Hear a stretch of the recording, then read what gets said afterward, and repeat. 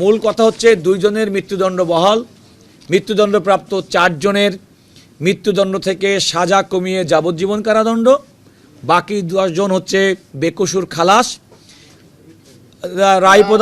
রায় প্রদানকারী বিচারকের সম্পর্কে আদালতের পর্যবেক্ষণ তাকে দায়রা মামলা থেকে অব্যাহতি দিতে আইন মন্ত্রণালয়, আইন বিচার সংসদ বিষয়ক মন্ত্রণালয়কে নির্দেশনা। যারা মৃত্যুদণ্ড ছেলে ছিল এরকম ব্যক্তি যাদের 4 জনকে কমিয়ে যাবজ্জীবন করা হয়েছে।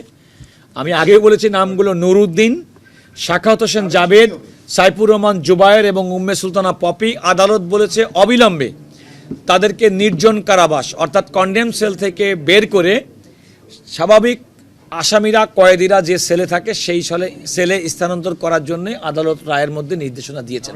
দেখুন, এখানে তো রাষ্ট্রের পক্ষ থেকে আমাদের কাজ হচ্ছে ন্যায় বিচার সুপ্রতিষ্ঠিত হয়েছে কিনা।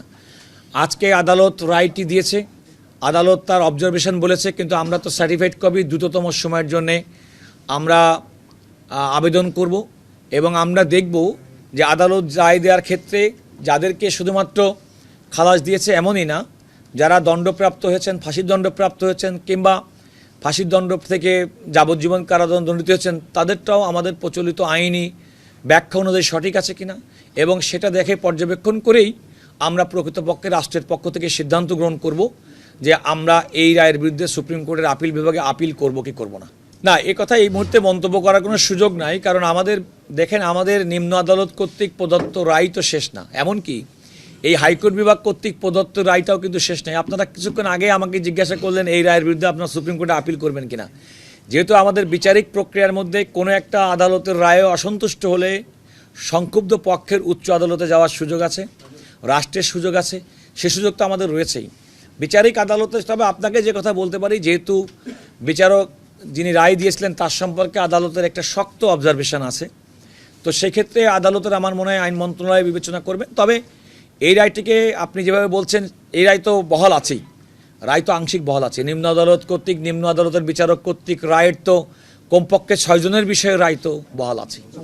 না, এইটা তো কেন পারবে, বিচারকরা তো তাদের প্রত্যেকের বিচার কার্য পরিচালনার ক্ষেত্রে নির্ভীক থাকবেন। তারা বাইরের যে কোনো বিষয়ের ব্যাপারে তারা আদালত বিচার করবে তার সামনে উপস্থাপিত সাক্ষ্য প্রমাণের ভিত্তিতে। বাইরে কোথায় কে কী বললো, কীভাবে কী করলো, সে কারণে তো বিচারকের রায় প্রভাবিত হতে পারে না। আমরা সুস্পষ্ট ভাষায় বলতে পারি বিচারকরা নির্ভীকভাবে কাজ করবেন, আইনের মধ্য থেকে কাজ করবেন, সাক্ষ্য প্রমাণের ভিত্তিতে দোষী ব্যক্তিকে সাজা দিবেন, নির্দোষ ব্যক্তিকে খালাস দিবেন। এটা তো আইনের শাশ্বত বাণী। সুতরাং আর আপনি যে কথাটি বললেন এটা কিন্তু ঢালাও না।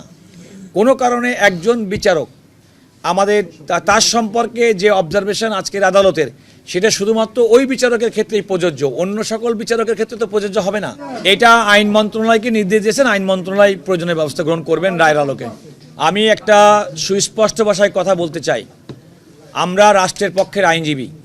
আমাদের খুশি হওয়া না হওয়া কিন্তু ব্যাপার না, সন্তুষ্ট না সন্তুষ্ট ব্যাপার না।